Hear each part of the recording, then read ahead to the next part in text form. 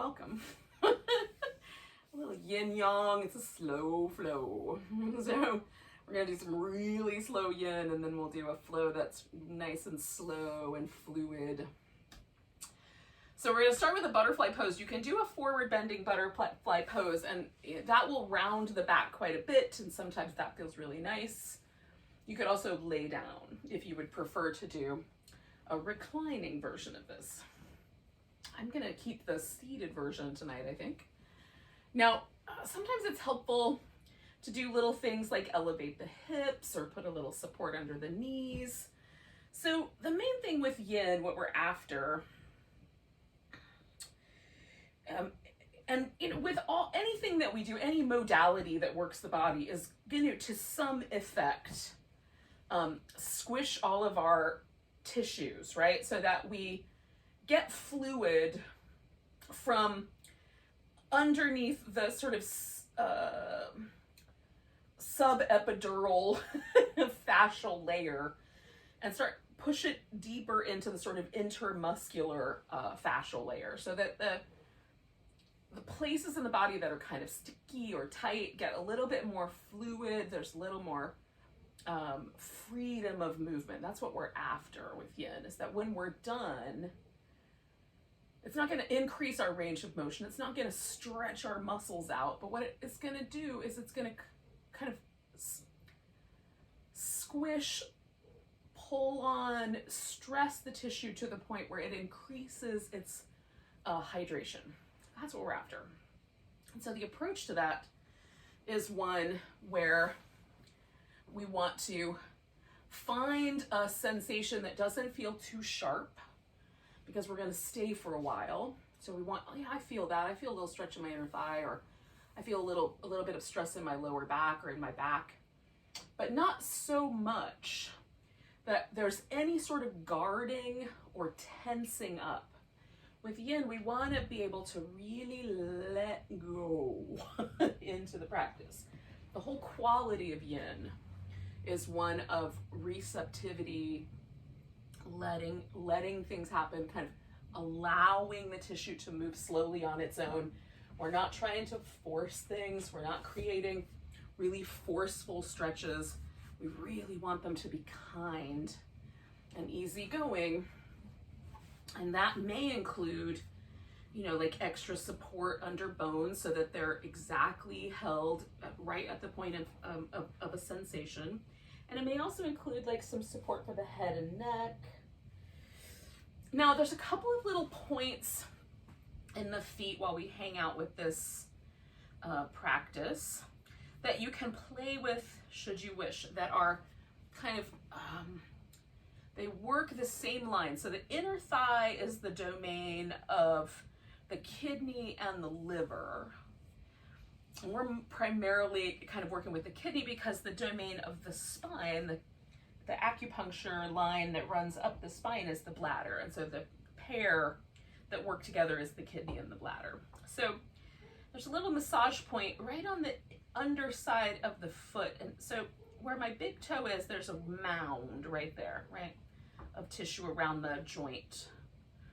And if I sort of trace my finger around that mound, there's a little place where it dents in before it reaches this mound of the kind of smaller toes. And on my foot, they all make one big mound. Some people may have little mounds for each toe that are really easy to distinguish. Mine are more like one big one for the little toes and then one for the big toe. But right in that spot where there's a kind of lift up toward that second toe, right in between the first and second toe, there's a little pressure point called the bubbling spring. And if I push in there, there's a little kind of like feeling. If I'm over here on my foot, it's just pressure, just pressure, just pressure. But if I catch it just right at the bubbling spring point, there's a little, like a weird sensitivity there. It doesn't hurt. It just feels different. It feels like it connects somehow. How's that? Like when I press on that, I feel a sort of energetic change that goes all the way up my leg.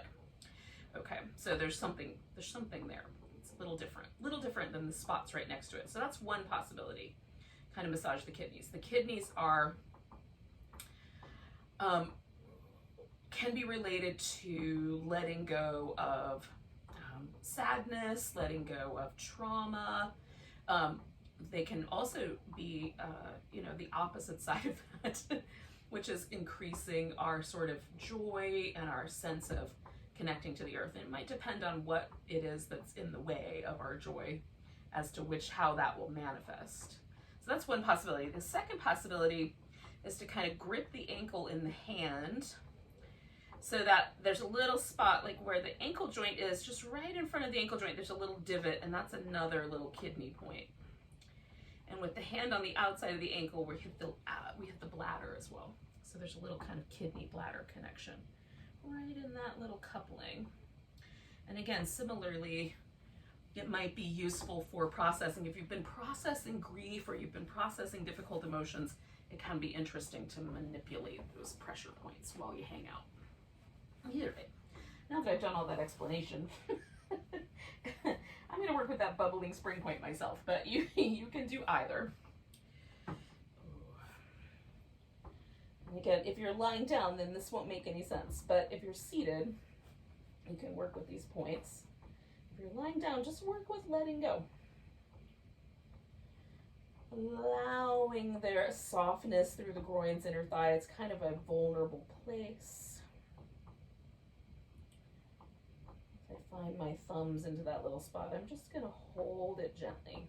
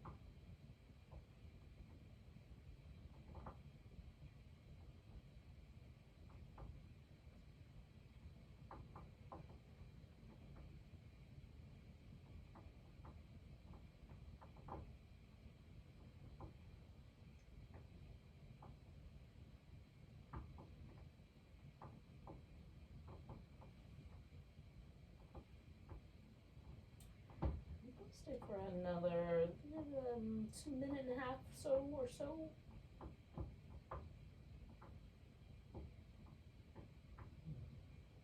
And I'm trying to sort of experience my breath all the way up and down the sides of my spine. So I'm kind of with my mind, sort of tracing the pathway of that bladder meridian. It just runs right either side of the spine, straight up and around the top of the skull. Right to the inner corner of the eye.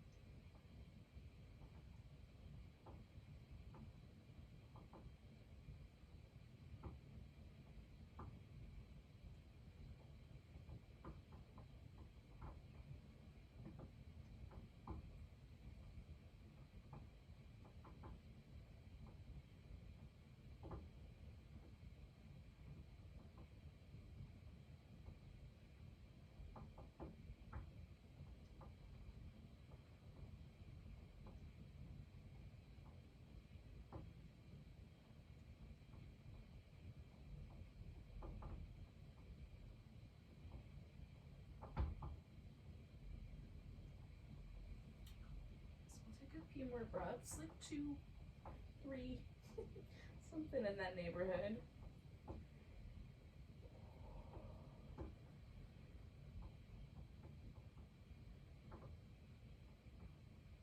use this next breath as kind of my release. So I'm going to inhale, hold the breath in. And then holding the breath and taking little extra sips. I'm going to come all the way out.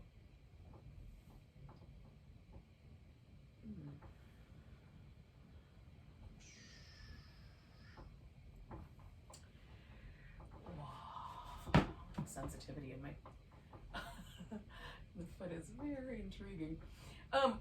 So the bubbling spring point is an interesting acupuncture point, but it's also thought to be the kind of the area where we can absorb the earth chi. So we might call that an area where we most feel the earth's magnetic pole. I think that's the word I'm looking for. There are some interesting notions around that, but a lot of people report, feeling more stable, grounded, when you walk barefoot on the earth. And so the notion is that it's through that little bubbling spring point that we're able to kind of absorb some of that. However you want to think about that. But the kind of elements that we're working with at this time of year. So first of all, because it's spring, at least in the northern hemisphere of the planet, it's spring.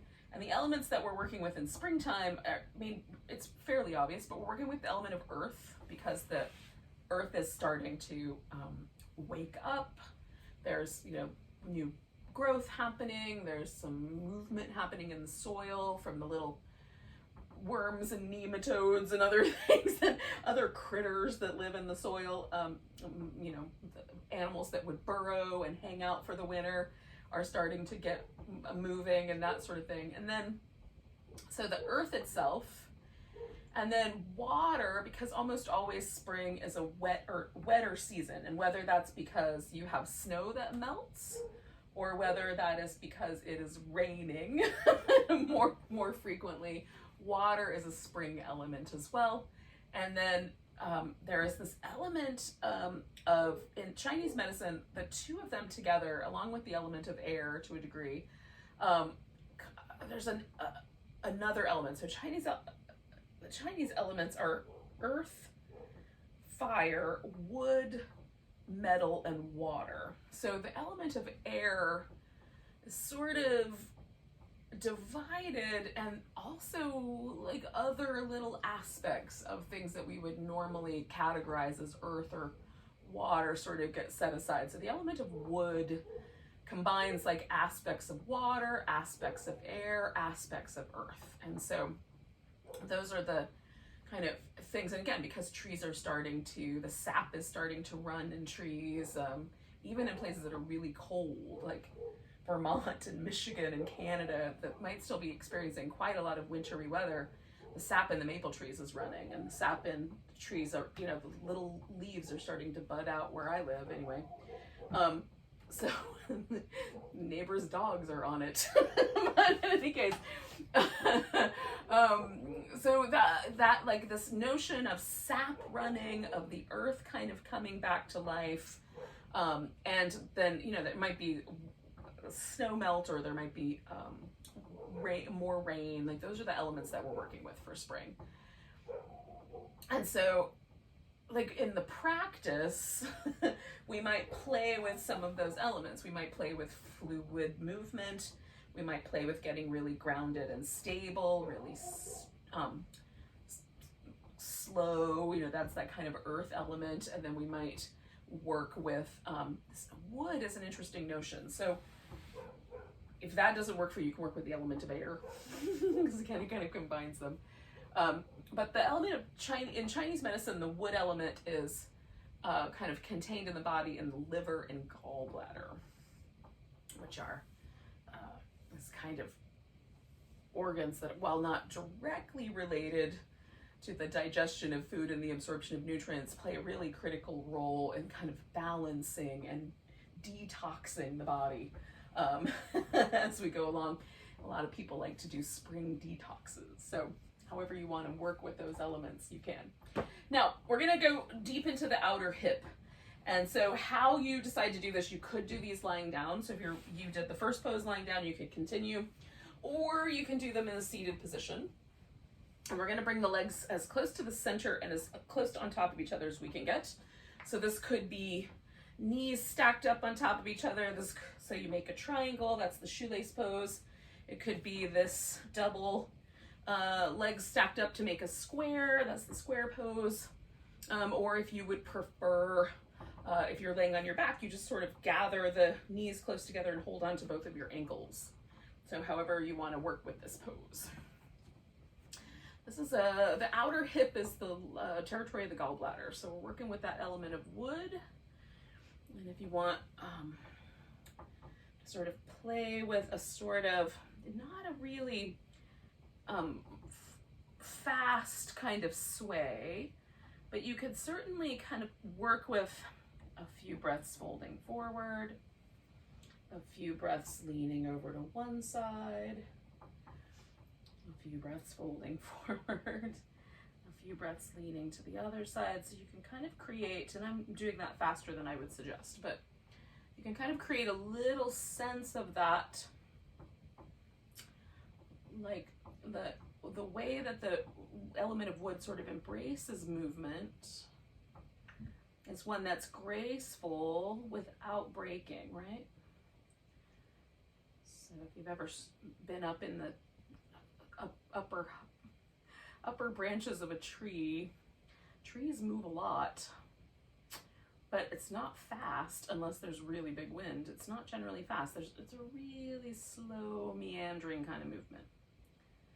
You can also be still, so that's up to you. You want to emphasize more of this kind of earthiness of sitting on the ground, or do you want to emphasize that sort of wood element?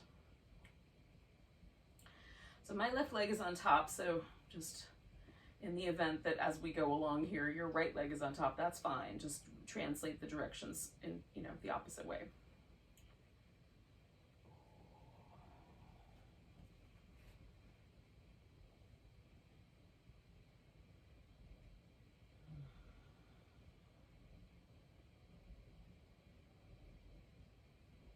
Let's stay with this guy for a couple more minutes. So we'll stay a little while.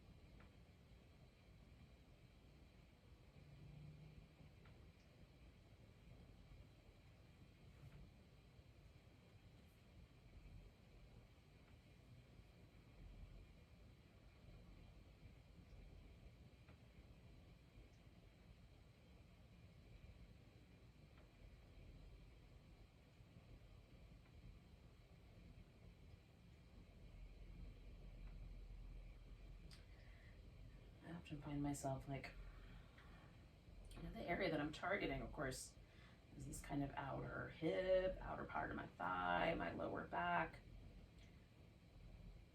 So that I'm not holding it still, but I'm just allowing for some stillness. But it feels really nice to do a little fluid movement around the neck. Right?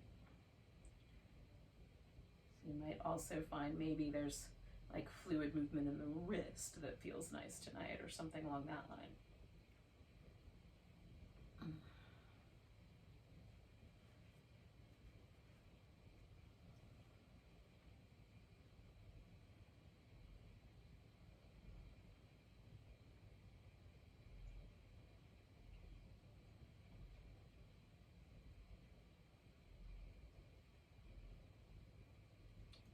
Difference between like fidgety movement that's coming from a kind of level of discomfort and intentional movement. So also just, you know, check in with yourself.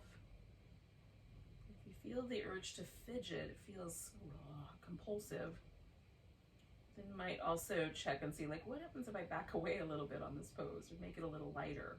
Does that feel better? So we'll do about 3 more breaths.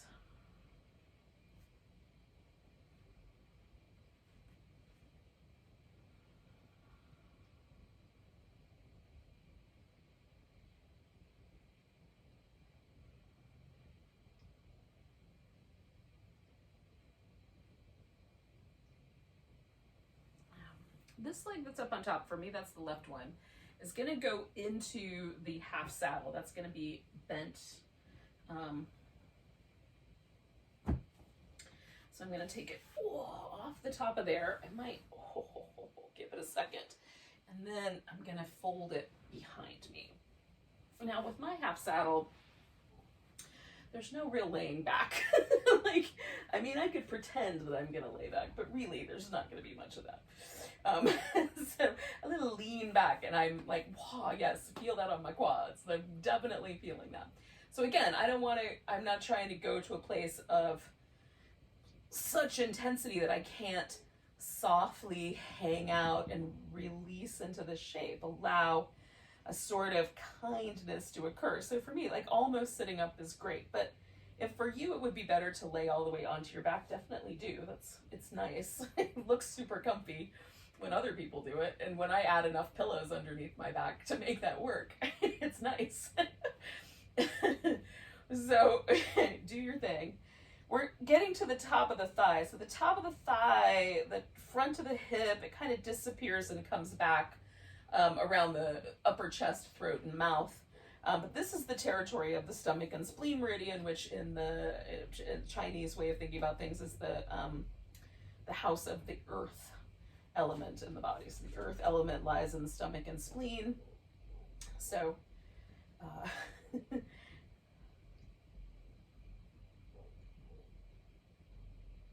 get that kind of area, right? So we've done our water house, which is the kidneys and bladder. We've done the wood house, the liver and the gallbladder, and then we're kind of coming to that earth house. So we're kind of touching on all of those points in our yin practice here tonight.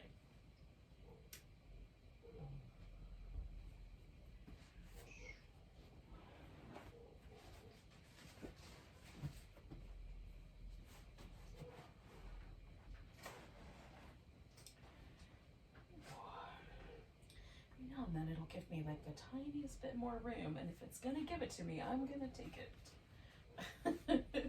Yes, please. I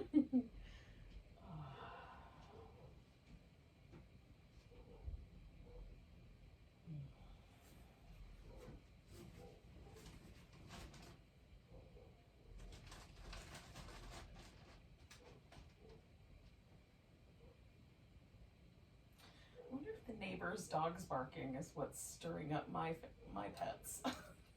Could be. The energy level. They are not usually super duper active at this time of night, that's for sure.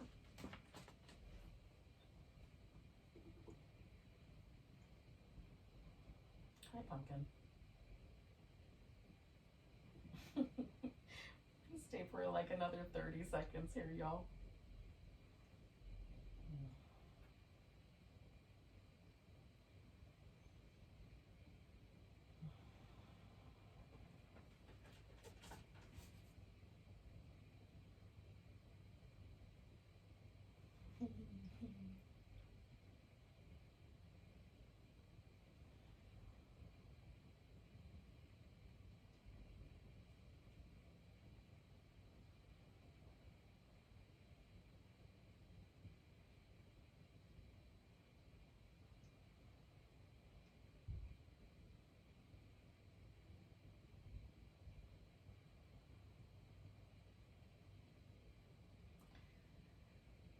Take a nice big breath. And And I'm going to come out of this by sort of rolling all the way to the side and then kicking my leg out. Oh, and then I'm going to give it a second.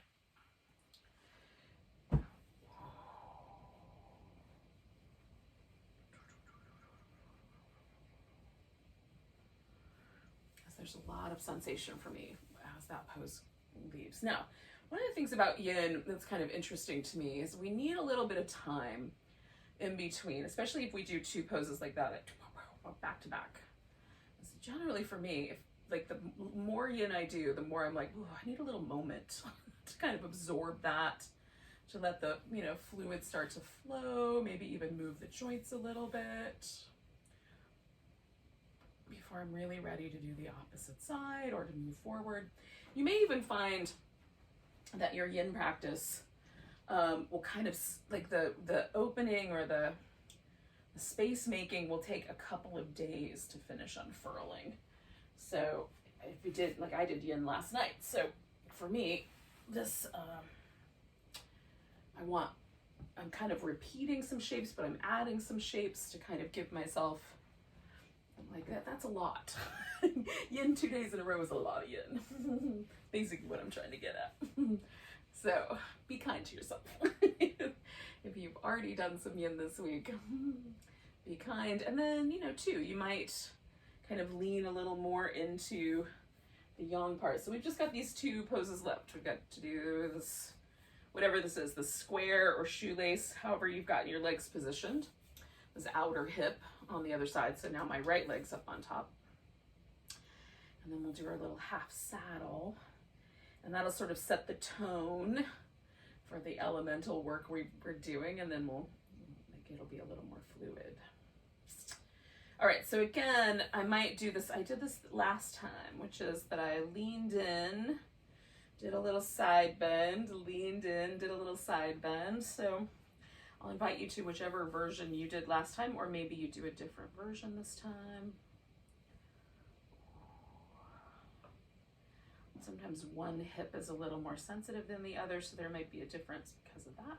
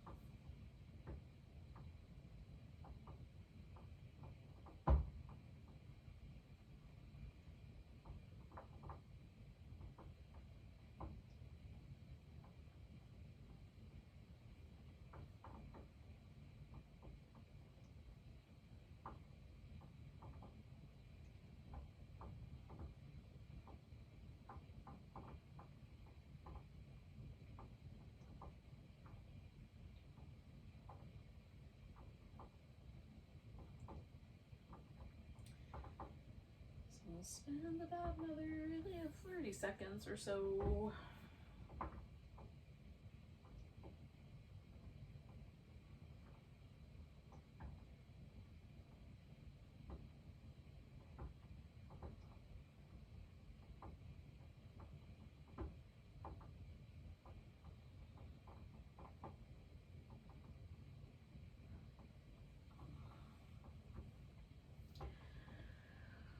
Using that breath to come out, and then I'm going to take this guy off, and this is going to turn into my little half saddle.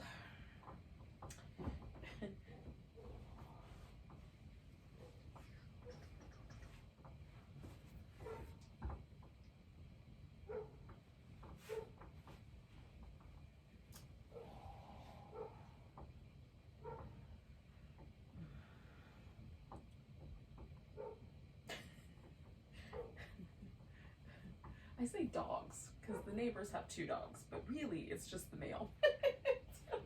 The female is so sweet and quiet.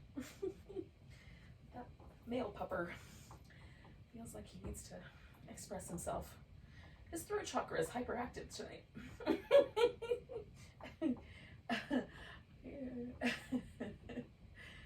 But for me, like, what's interesting, like, so I don't know, like, I love animal medicine, and one of the notions behind sort of this idea that the natural world is in, so the notion is, and this is Native American, and it shows up in other places too, but a lot of earth spirituality, kind of earth-oriented spirituality, has similar notions in that the earth is going to communicate with us in some fashion, right? There's a kind of reciprocity, there's a helpfulness happening there.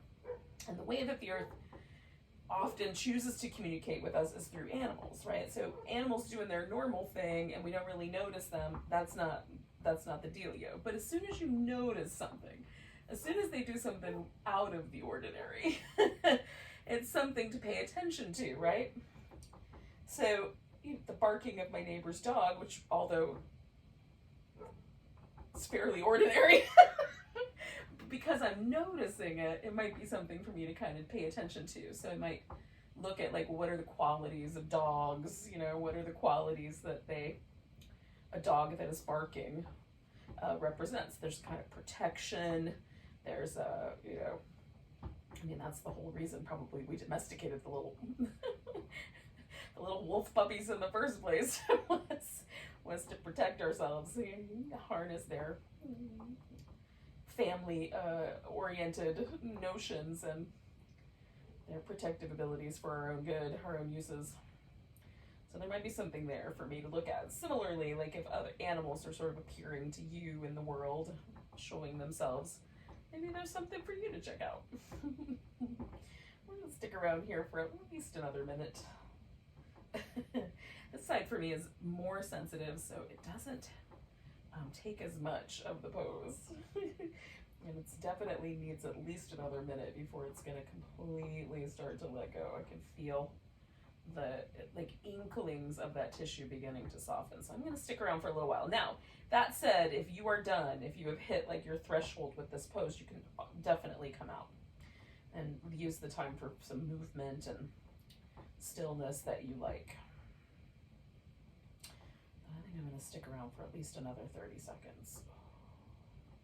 This is right on the verge of softening, and I like that sensation.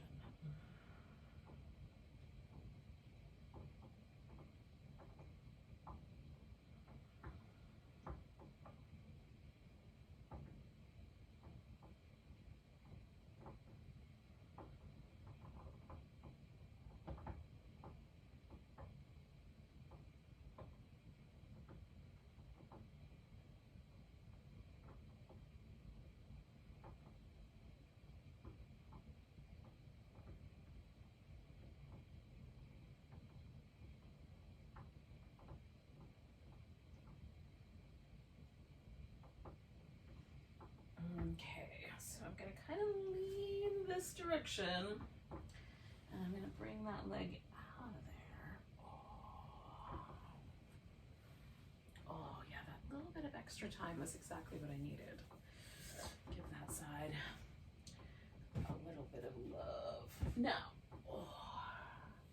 I'm gonna hang out for a second because I'm not ready to move just yet. Just integrate all of this. It will start for me with some little seated cat-cow movements, which will turn into maybe some little bit bigger movement along that same sort of line. So you can start moving in ways like that. If there's some other things you think intuitively you should do, go for it. This can be your time for interpretive dance.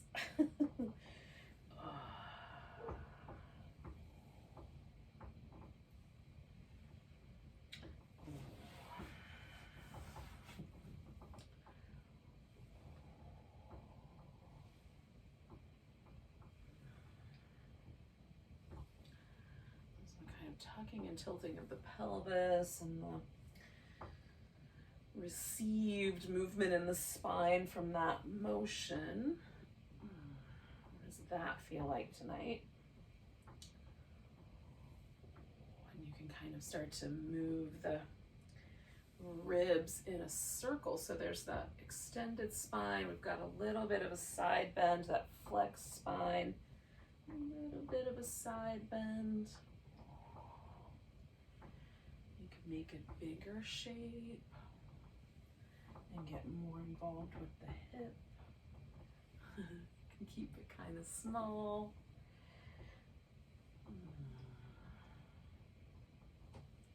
Feels a little bit like stirring a big cauldron, like a big pot of soup. I'm gonna go the opposite direction with most stirring.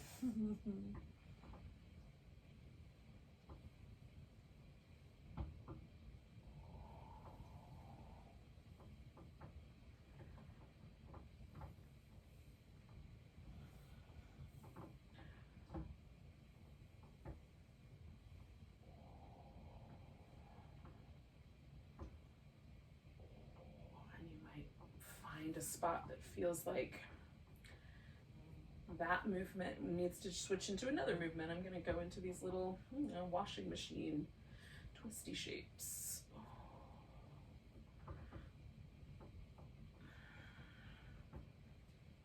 One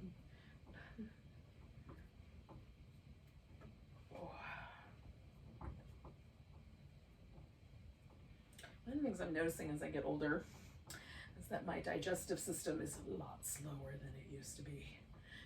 And even if I ate a salad like 4.5 hours ago, and yet, as I'm doing those little twists, I'm like, oh, that's still there. That is still there.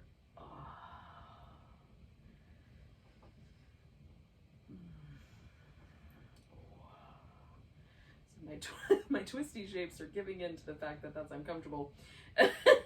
Turning into some shoulder rolls. I'll invite you to that if that sounds like a plan to you, and if not, do your thing. I'm doing like 3 in one direction, switching and then going back. At some point I will feel complete with this movement.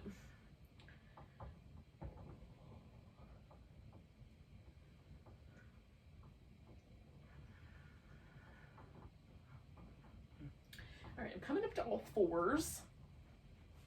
I'm gonna start with some like little dolphin cat-cows. So dolphin pose is like a downward dog that's done on the elbows. Kind of the precursor to a forearm balance. And I'm not gonna do maybe either of those, but I am gonna put my elbows on the ground because I like that sort of feeling of the more bone on the floor, more grounding, and then do these little cat-cows. Now, I don't know why I turned on to these and I like them, but I really, really do. So if you do not like this, you can do the regular ones where you've got your hands on the floor. There's something almost turtle-y about sea turtle. Maybe I'll call this sea turtle instead of dolphin. Feels turtle-y. I can make up pose names, right? Other people do, why not me? Okay, so I'm going to turn this into a child's pose since it's kind of halfway there anyhow. And you could add some pillows or some support to your child's pose. We're going to hang out in it for just a little while, maybe a minute or so. Oh, I'm doing a little occasional wobble and then some stillness. And my arms are more comfortable up front, but if yours are more comfortable around the back, definitely do it that way. There's definitely something to be said for that.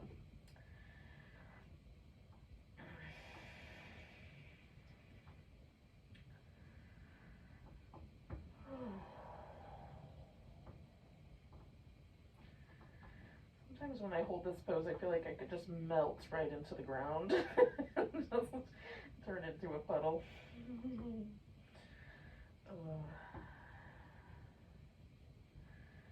I'm not sure it looks that way, but it feels like it. Couple more breaths.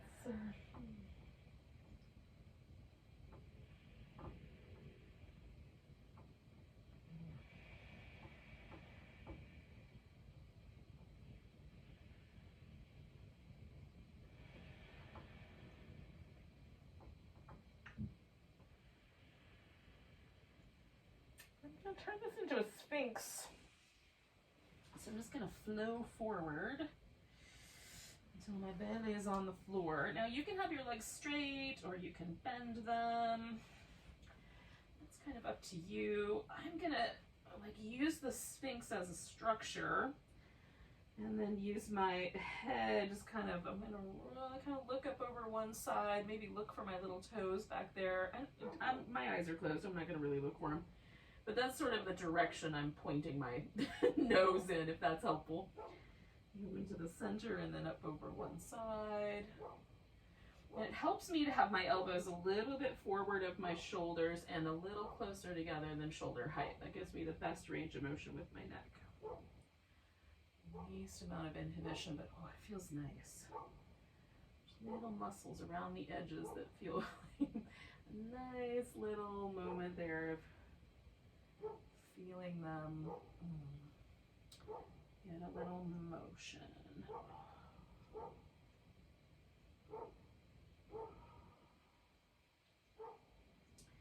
And kind of turn this into some cobra. So I'm going to start with my palms high enough up that my forearms almost land on the ground. Yours might actually. Lift into cobra. Nice wide palm. Slide the hands back, lift into cobra. So I'm making good contact with the earth. Almost like I'm trying to cup the earth a little bit there with my palm. Lift. And again, there's little acupuncture points in the palm. And I'm using those to my advantage to sort of absorb a little bit of energy. I'm going back the other way. Lift it into cobra. Lift it into cobra. And I got one more, I think, before I'm just about flat. Lift it into cobra. Right. Oh. Part of me just wants to lay here for a second. I'm going to give in to that part for just a second and windshield wiper my legs. And then I'm going to wind up in an all-fours position.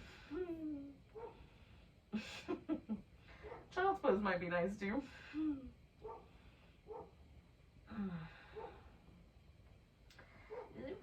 So we're going to do some lunges.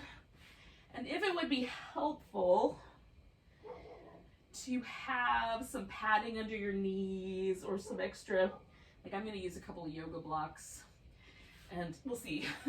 Right now my knees feel fine, but if they change their minds, I might throw a little padding underneath the knees. All right, so I'm going to bring one leg forward. I'll start with the right leg. I'm going to kind of do this. I've adjusted my torso so I'm diagonal, and I've turned that hip, so it's almost more like a warrior two hip than a lunge hip for right this second. And then I'm going to straighten out my front leg and bend it. And sometimes it feels nice to have my hands on the floor, and sometimes it feels better if I'm a little bit higher up. So I'm just gonna experiment and see what I like.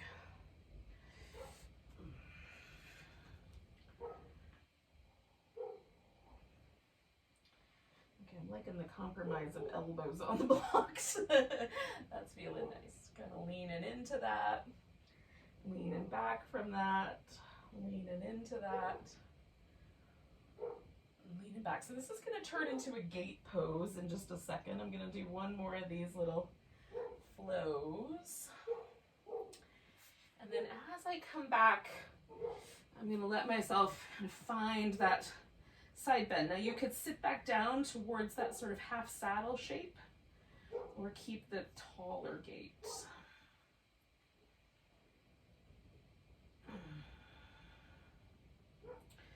And then I'm going to turn this now all the way forward. So there is a little pivot there.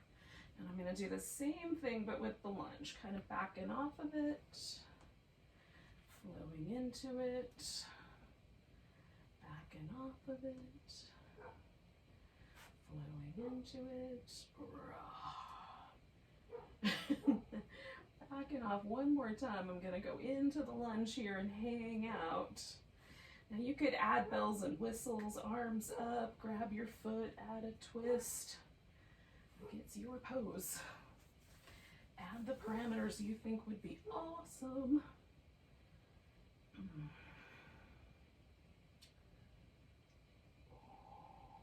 then I'm gonna fold over my front leg, slide my hips back, lift those toes, and take that little hamstring stretch for a bit.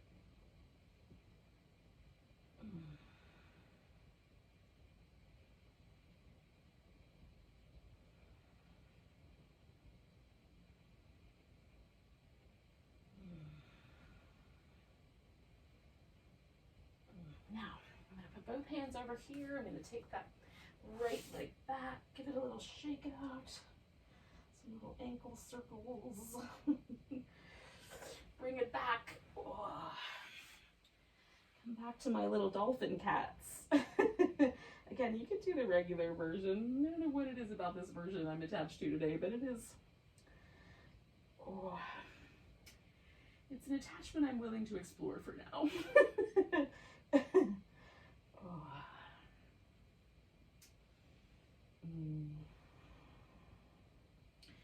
All right, so I'm going to bring my left leg forward again, kind of adjusting so I'm a little bit more on that sort of diagonal. And sometimes one side is different than the other. It might be a little more inviting of the deeper shape. Or it might want me to be a little more shallow.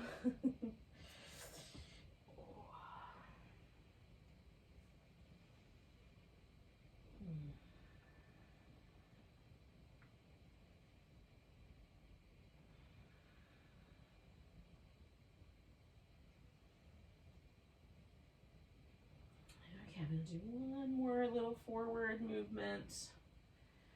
And then as I come back, I'm going to morph that into my gate pose.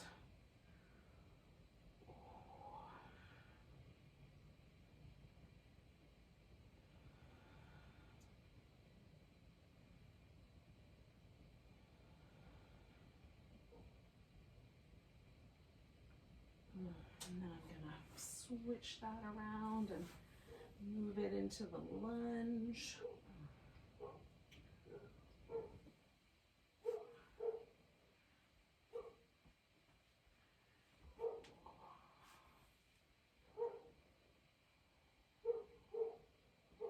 This lunge is definitely more sensitive.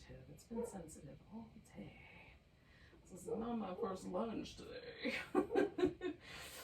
But I was kind of letting my hip habits just at the edge spot.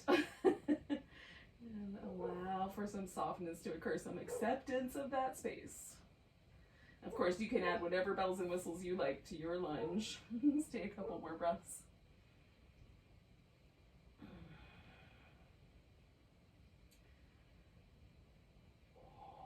And then we'll send the hips back, find that hamstring stretch.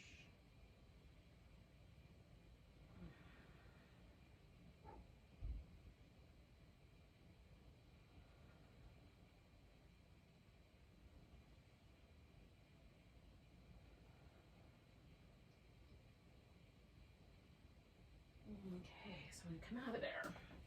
I'm gonna take the left leg back, give it a little shake, some little ankle circles. I'm gonna come back home to my little dolphin, sea turtle, tucks and tilts. Now, if you want to do some regular downward dog, you could definitely do that. We're gonna do kind of a wide angle squat flow to sort of finish this out tonight. So I don't know if downward dog is your friend, but if it is, do a little bit of it. If it's not, you could do like kind of push yourself up onto your feet in a squat and go from there. You need a little bit of moisture here.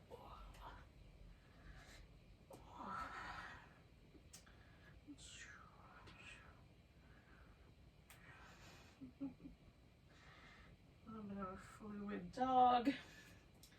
We're gonna take that, I'm gonna switch around this direction, but you could just go wide from wherever you land with that downward dog. And then hanging upside down, I'm gonna come to either side, and I'm just turning my foot as I get here so it kind of matches the turn of the knee. So I'm just gonna flow from one side to the other, listening to the inner thigh as I come in here.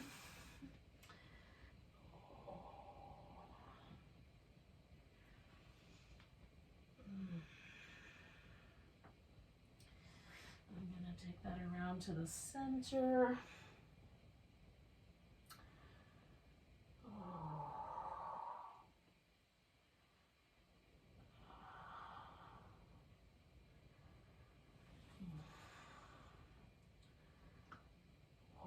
All right, this is going to turn into a deeper squat. So I'm just going to kind of jiggle things in until that feels like the right amount for me.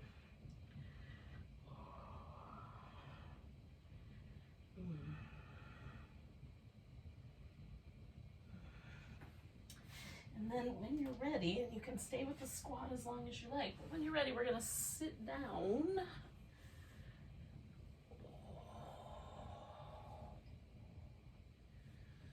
Kind of come back to where we started to begin with.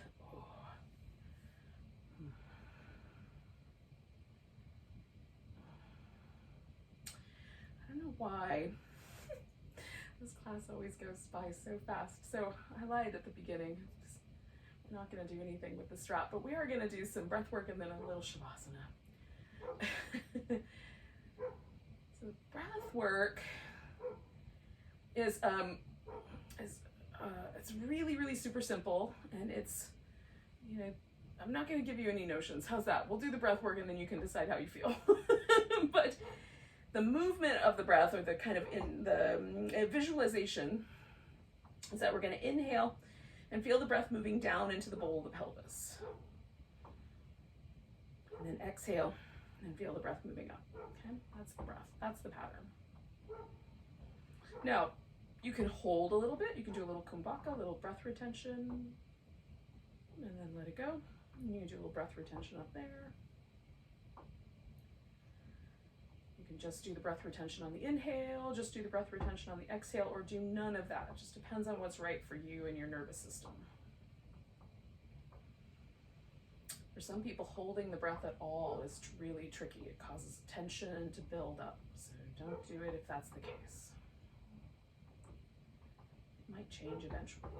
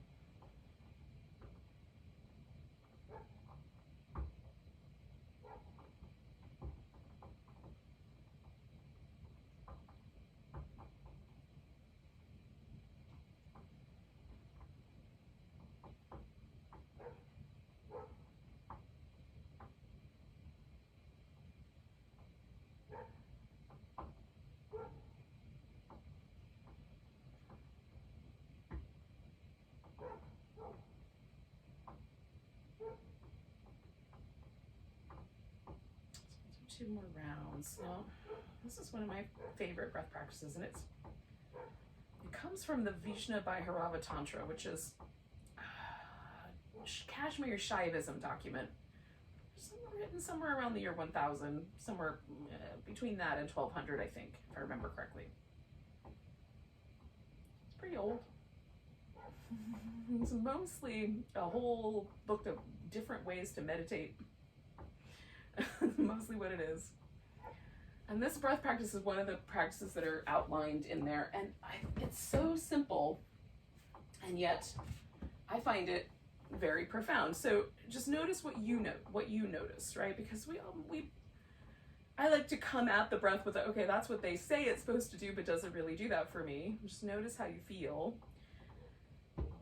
And whatever that is, that's true for you right now, right? Now the notion is that this is a grounding breath, that this idea of kind of breathing downward with the inhale, which feels sort of counterintuitive because there's usually a kind of upward lift to the chest, right? So we're breathing downward, sort of stimulates these lower chakras, this kind of lower part of the nervous system, and creates a sense of stability. That's the notion. If it worked that way for you, cool. Now you've got a tool for that. If it had another effect, keep trying it, and whatever it is, then it's your tool for whatever that is. All right, now I'm going to use a pillow under my legs. I may even cover up with a blanket. It's not cold in my house right now, but sometimes the blanket feels nice anyway. And before I get all the way there, I'm going to do a little bit more fluid movement with just hip joints and maybe some happy baby.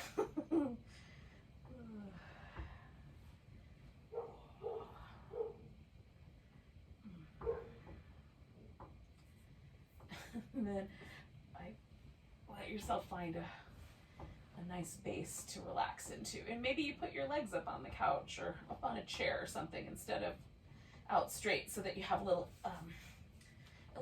inversion, a little kind of elevated leg, which is really nice. I'm starting to wonder if the pupperdoodle next door that keeps barking is like if his parents, his humans, went out for dinner or something, and he's feeling distraught. He's trying to call to them through the ethers. Oh, goodness.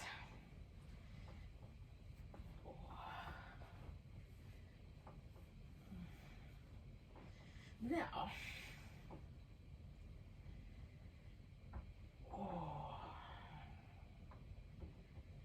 I don't know if we need to feel distraught exactly, but maybe we can use this pose to call to ourselves.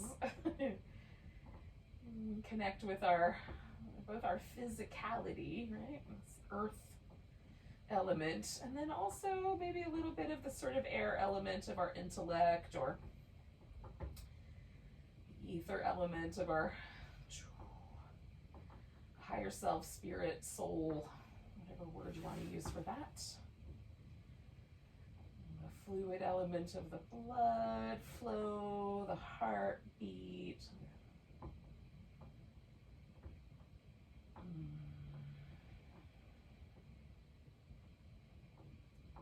Take a moment just to touch into all of the little elemental aspects of ourselves, and then release everything. Just be.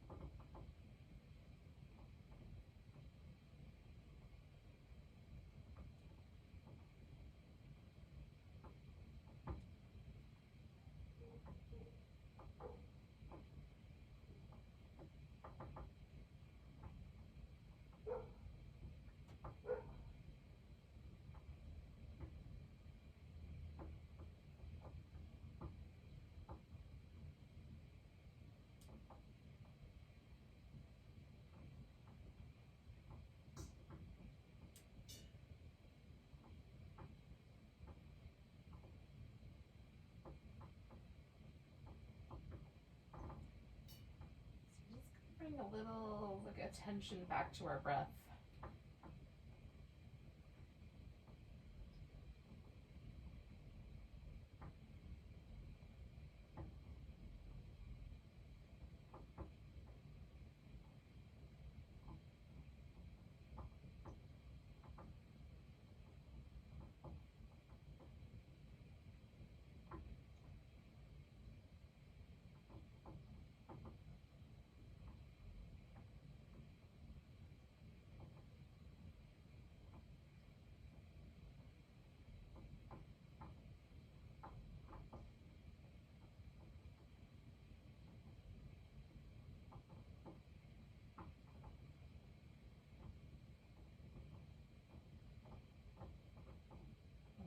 Take a nice big breath.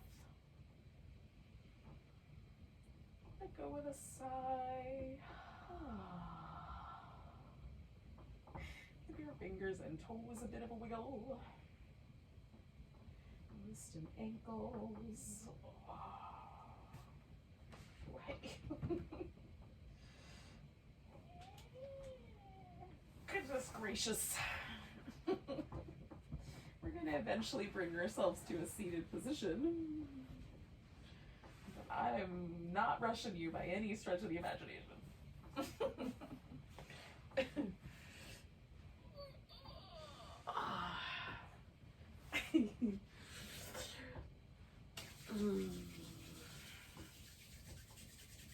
So thanks for joining me for some yin, yang, slow, flowy, something, something. Whatever that was that we just did. Let's take a nice big breath together.